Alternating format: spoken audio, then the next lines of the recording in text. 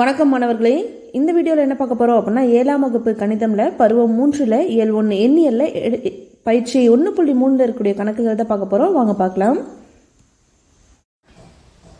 பயிற்சி 1.3 முதல் கணக்கு, கீழ்கண்டவற்றில் பெருக்கல் பலனை காண்க அப்படின்னு கொடுத்துருக்காங்களா. ஸோ கொடுத்துருக்க கணக்குகளுக்கு என்ன கண்டுபிடிக்க சொல்கிறாங்க, பெருக்கல் பலன் கண்டுபிடிங்க அப்படின்னு கொடுத்துருக்காங்க. ஃபர்ஸ்ட் ஒன்று என்ன இருக்குது, 0.5 பெருக்கல் 3 அப்படின்னு இருக்குங்களா. ஸோ 0.5ஓட எதை பெருக்கணுமா, 3 பெருக்கணும் அப்படின்னு இருக்கு. நம்ம என்ன பண்ணுவோம், பெருக்கல் அப்படின்னாவே புள்ளியை எடுத்துகிட்டு பெருக்கிட்டு அப்புறம் கடைசியாக புள்ளியை பிடிச்சிப்போங்களா. அப்போ 0.5 புள்ளி எடுத்துட்டோம் அப்படின்னா என்ன வரும், 5 பெருக்கல் 3 வந்துடுங்களா. இப்போ பெருக்கிறோம், 3 5 5 மீதி 1 3 × 0 0 ஆகிடும் ப்ளஸ் 1 வந்துடுங்களா.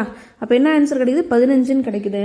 நம்ம கேள்வியில் புள்ளி எத்தனை இலக்கம் முன்னாடி இருக்குன்னு பார்க்கணுங்களா. ஏன்னா நம்ம என்ன பண்ணோம், புள்ளி இல்லாமல் பெருக்கி ஆன்சர் கொண்டு வந்து போட்டுட்டோம். இப்போ புள்ளியை பார்க்குறோம். நம்ம கொஸ்டினில் பார்த்தோம் அப்படின்னா கடைசிலேருந்து இங்கே புள்ளி எதுவுமே இல்லை, 3ன்னு அப்படி தான் இருக்குங்க. 0.5 என்ன இருக்குது, கடைசிலேருந்து ஒரு இலக்கம் தள்ளி புள்ளி இருக்குது. அப்போ ஒரு இலக்கம் தள்ளி புள்ளி இருந்துச்சு அப்படின்னா நம்மளோட ஆன்சர்லேயே கடைசிலேருந்து என்ன பண்ணணும், ஒரு இலக்கம் தள்ளி புள்ளி வைக்கணும். அப்போ 15 அப்படிங்கிறது என்னவா மாறிடும், 1.5ன்னு மாறிடும். அப்போ தேர்ஃபோர் 0.5ஓட 3 பெருக்கும் போது நமக்கு என்ன கிடைக்கும், 1.5 அப்படிங்கிற விடை கிடைக்குது. ரெண்டாவது கேள்வி பார்க்கலாம். 3.75 பெருக்கல் 6 அப்படின்னு இருக்குங்களா. ஃபர்ஸ்ட் எப்படி பெருக்குவோம், புள்ளி இல்லாமல் ஃபர்ஸ்ட் பெருக்கிப்போம். அப்போ 3.75 புள்ளி இல்லாமல் எழுதுனா என்ன வரும், 375 பெருக்கல் 6ன்னு வந்துடும். இப்போ பெருக்கிறோம், 6 5 எவ்வளோ 30 மீதி 3 7 6 42 + 5 45 மீதி 4 6 3 18 + 4 22ன்னு வருங்களா. அப்போ 2250ன்னு வருது. இப்போ என்ன பண்ணோம், கேள்வியில் எத்தனை இலக்கம் முன்னாடி புள்ளி இருக்குன்னு பார்க்கணுங்களா. ஸோ அப்போது இங்கே வந்து புள்ளி இல்லை, 6க்கு வந்து என்ன புள்ளியே இல்லை. ஆனால் 3.75க்கு எத்தனை, 2 இலக்கம் தள்ளி புள்ளி இருக்குது. அப்போ நம்மளோட விடையில் என்ன பண்ணோம், கடைசிலேருந்து 2 இலக்கம் முன்னாடி புள்ளி வைக்கிறோம்.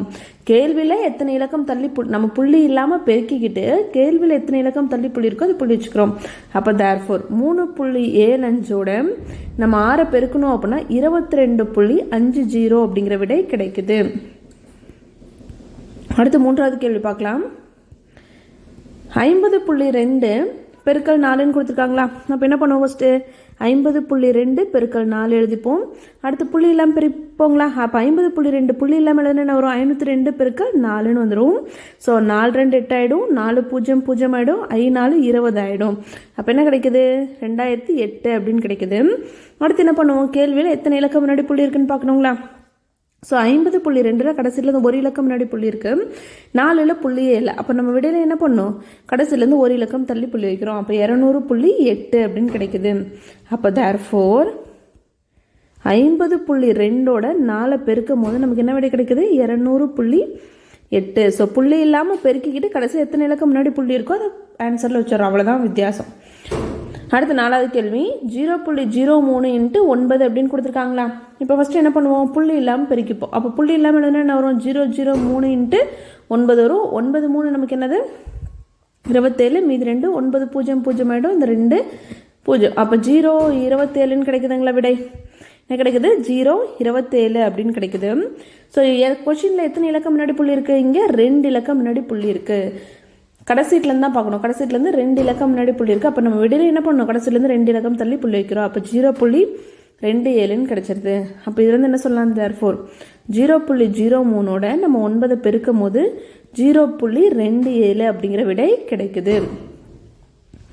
அடுத்த ஐந்தாவது கேள்வி, 453.03 பெருக்கல் 7 அப்படின்னு இருக்குங்களா.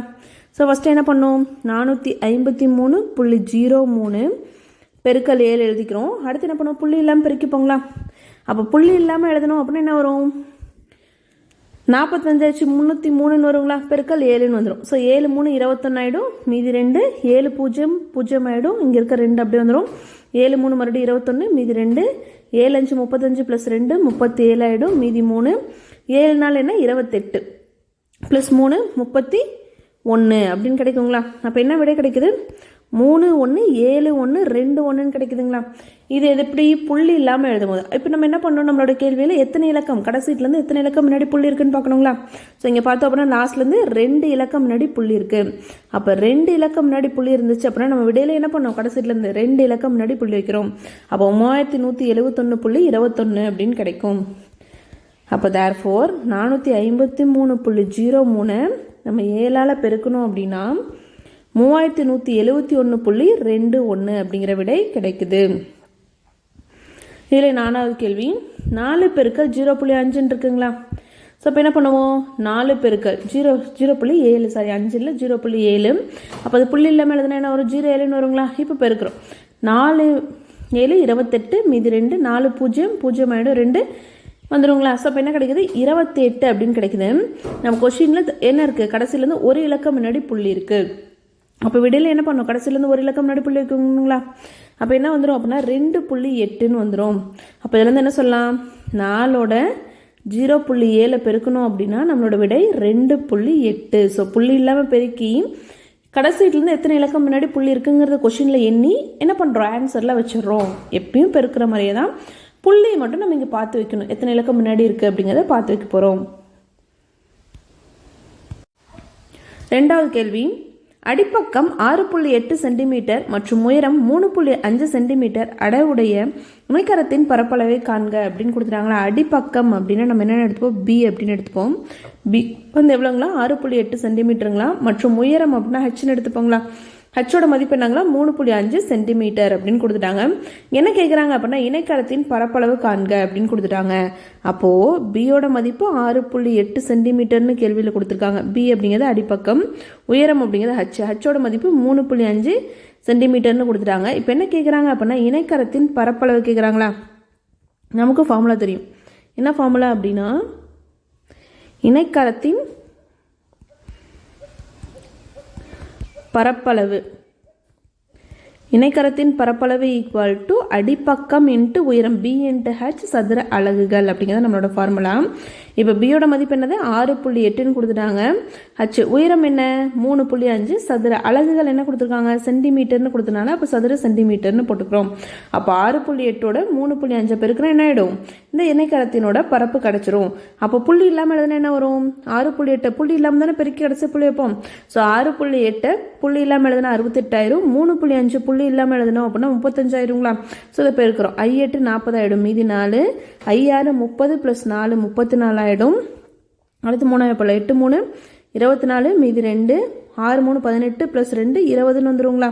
ஸோ இப்போ அது கூட்டுறோம். அப்போ 0 4 4 கூட்டினா 8 இங்கே 3 2 அப்போ என்ன கிடைக்குது 2380 சதுர சென்டிமீட்டர் அப்படின்னு கிடைக்குது. இப்போ நம்ம கேள்வியில் பார்க்கணும் எத்தனை இலக்கம் தள்ளி புள்ளி வைக்கணும் அப்படிங்கிறத பார்க்கணுங்களா. ஸோ அப்போ இங்கே என்ன இருக்குது, கடைசியிலேருந்து ஒரு இலக்கம் முன்னாடி புள்ளி இருக்குது, இங்கே கடைசியிலேருந்து ஒரு இலக்கம் முன்னாடி புள்ளி இருக்குது. அப்போ மொத்தமாக என்ன இருக்குது, இங்கே ஒரு இலக்கம் இங்கே ஒரு இலக்கம் 2 இலக்கம் தள்ளி புள்ளி இருக்குங்களா. அப்போ நம்மளோட விடையில் என்ன பண்ணுறோம், கடைசியிலேருந்து 2 இலக்கம் முன்னாடி புள்ளி வைக்கிறோம். அப்போ 23.80 சதுர சென்டிமீட்டர்னு வரும். அப்போ தேர்ஃபோர் இந்த இணைக்கரத்தோட பரப்பளவு எவ்வளோ அப்படின்னா தேர்ஃபோர் இணைக்கரத்தின் பரப்பளவு ஈக்குவல் டு 23.80 சதுர சென்டிமீட்டர் தான் விடை. அடுத்து 3வது கேள்வி பார்க்கலாம். நீளம் 23.7 சென்டிமீட்டர் மற்றும் அகலம் 15.2 சென்டிமீட்டர் அளவுடைய செவ்வகத்தின் பரப்பளவை காண்கன்னு கொடுத்துருக்காங்களா. ஸோ செவ்வகத்தின் பரப்பளவு அப்படின்னா நமக்கு ஃபார்முலா தெரியும். என்னது L இன்ட்டு பி சதுர அலகுகளுங்களா. நீளம் அப்படிங்கிறது எல், நீளம் அப்படிங்கிறது என்னது எல். நீளம் எவ்வளோங்களா 23.7 சென்டிமீட்டருங்களா. அகலம் அப்படிங்கிறது என்னது பி பிரெத் அப்படின்னு சொல்லுவாங்களா. அது எவ்வளோ 15.2 சென்டிமீட்டர் அப்படின்னு கொடுத்துட்டாங்க. அப்போ கேள்வியில் நீளம் வந்து 23.7 சென்டிமீட்டர் கொடுத்துட்டாங்க. அடுத்து பி அகலம் எவ்வளோ கொடுத்துருக்காங்க 15.2 சென்டிமீட்டர் கொடுத்துட்டாங்களா. இப்போ நம்ம என்ன கண்டுபிடிக்கணும், செவ்வகத்தின் பரப்பளவு கண்டுபிடிக்கணும். நமக்கு ஃபார்முலா தெரியும். என்ன ஃபார்முலா அப்படின்னா செவ்வகத்தின் பரப்பளவு equal to L into B நீளம் இன்ட்டு அகலம் சதுர அலகுகள். அப்போ நீளம் எவ்வளோ 23.7 பெருக்கல் சதுர அகலம் என்ன 15.2 சதுர அலகுகள் இருக்க இடத்துல இங்கே என்ன இருக்குது சென்டிமீட்டர் இருக்குது. அப்போ சதுர சென்டிமீட்டர் அப்படின்னு எழுதிக்கிறோம். இப்போ என்ன பண்ணோம் 23.7 15.2 பெருக்கிறோம். அப்போ பெருக்கும்போது என்ன பண்ணுவோம், புள்ளி இல்லாமல் பெருக்கி கடைசியில் புள்ளி வச்சுப்போங்களா. அப்போ புள்ளி இல்லாமல் எழுதுனா 237 ஆயிடும், 15.2 புள்ளி இல்லாமல் எழுதுனா 152 ஆகிடுங்களா. இப்போ 2ஆல் பெருக்கிறோம் 2 7 14 மீதி 1 2 3 6 + 1 7 2 2 4ன்னு வந்துடும். அடுத்து 5ஆல் பெருக்குங்களா. 7 35 மீதி 3. ஸோ 3 5 + 3 18 மீதி 1 2 10 + 1 11ன்னு கிடச்சிருது. அடுத்து 1ஆல் பெருக்கும்போது என்னாகும், அதே எண்ணெய் கிடைக்குமா? இப்போ இது கூட்டுறோம். 4 7 5 கூட்டினா என்ன வரும், 12, மீதி 1 இருக்கும். 4 + 1 5, 5 8 13, 13 + 7 20 ஆகிடும். மீதி 2, 2 + 1 3, 3 + 3 6 ஆகிடும். இங்கே 3. அப்போ என்ன கிடைக்குது நமக்கு, 3 6 0 2 4 சதுர சென்டிமீட்டர் அப்படின்னு கிடச்சிருக்குங்களா? நம்ம எப்படி பெருக்கணும் அப்படின்னா புள்ளி இல்லாமல் பெருக்கணும். எப்படி பெருக்கணும், புள்ளி இல்லாமல் பெருக்கணும். இப்போ புள்ளி வைக்கணுமா? ஸோ இங்கே பார்த்தோம் அப்படின்னா கடைசிலேருந்து ஒரு இலக்கம் முன்னாடி புள்ளி இருக்குது, இங்கே கடைசிலேருந்து என்ன இருக்குது, ஒரு இலக்கம் முன்னாடி புள்ளி இருக்குது. அப்போ கடைசிலேருந்து எத்தனை இலக்கம் தள்ளி புள்ளி வைக்கணும், இங்கே 1 இங்கே 1. அப்போ 1 + 1 2, அப்போ 2 இலக்கம் தள்ளி புள்ளி வைக்கிறோம். அப்போ 360.24 சதுர சென்டிமீட்டர்னு வரும். அப்போ therefore செவ்வகத்தின் பரப்பளவு, இந்த செவ்வகத்தோட பரப்பளவு எவ்வளோ அப்படின்னா 360.24 சதுர சென்டிமீட்டர் தான் சரியான விடை. 4வது கேள்வி, கீழ்கண்டவற்றை பெருக்குக அப்படின்னு கொடுத்துருக்காங்களா? ஸோ ஃபர்ஸ்ட் ஒன்று என்ன இருக்குது, பெருக்கல்ல நமக்கு 10 100 1000 இருந்துச்சு அப்படின்னா புள்ளி பின்னாடி நகர்த்துவோன்னு பார்த்துருக்கோங்களா? ஸோ அப்போ ஃபஸ்ட்டு கேள்வி என்ன இருக்குது, 2.57 பெருக்கல் 10 அப்படின்னு இருக்கு. ஸோ 10க்கு எத்தனை பூஜ்ஜியம் இருக்குது, ஒரு பூஜ்ஜியம் இருக்குது. அப்போ ஆல்ரெடி இருக்க புள்ளி என்ன பண்ணுவோம், ஒரு இலக்கம் பின்னாடி நகர்த்துவோம். அப்போது 2க்கும் 5க்கும் இருந்த புள்ளி எங்கே மாறிடுச்சு, 5க்கும் 7க்கும் நடுமத்தில் வரும். அப்போ 25.7 தான் இதுக்கு சரியான விடை. அப்போ therefore 2.57 10ஓட பெருக்கணும் அப்படின்னா 25.7 அப்படிங்கிற விடை நமக்கு கிடைக்குது. அடுத்து 2வது கேள்வி, 0.51 பெருக்கல் 10 இருக்குங்களா? ஸோ பெருக்கல்ல 10 வந்துச்சுன்னா எத்தனை பூஜ்ஜியம் இருக்குன்னு பார்க்கணுங்களா? 10 100 1000 வந்தால் இது எதுக்கு, பெருக்கல்ல 10 100 1000 10,000 1,00,000 இப்படி போச்சு அப்படின்னா இந்த முறையை பயன்படுத்துகிறோம். அப்போ 0.51 பெருக்கல் 10 இருக்குது. அப்போ 10க்கு எத்தனை பூஜ்ஜியம், ஒரு பூஜ்ஜியம் இருக்குது. அப்போ ஆல்ரெடி இருக்க புள்ளி என்ன பண்ணணும், ஒரு இலக்கம் பின்னாடி நகர்த்தணும்.